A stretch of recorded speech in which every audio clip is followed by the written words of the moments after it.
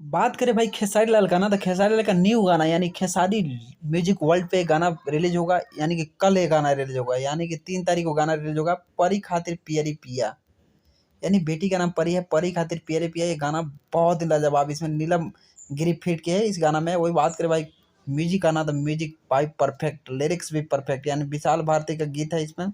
संगीत आर्या शर्मा का यानी म्यूजिक है, म्यूजिक डायरेक्टर आर्या शर्मा है। और लिरिक्स का बात करें तो विशाल भारती का गाना लिखा हुआ है।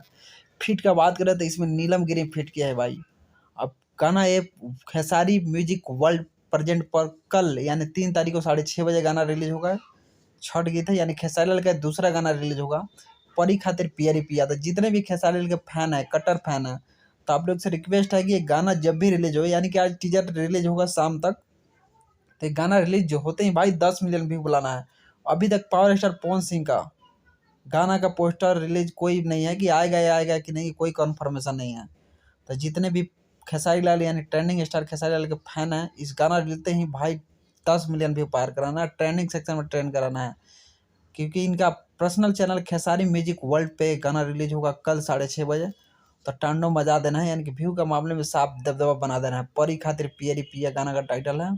Super, thank you so much video watch.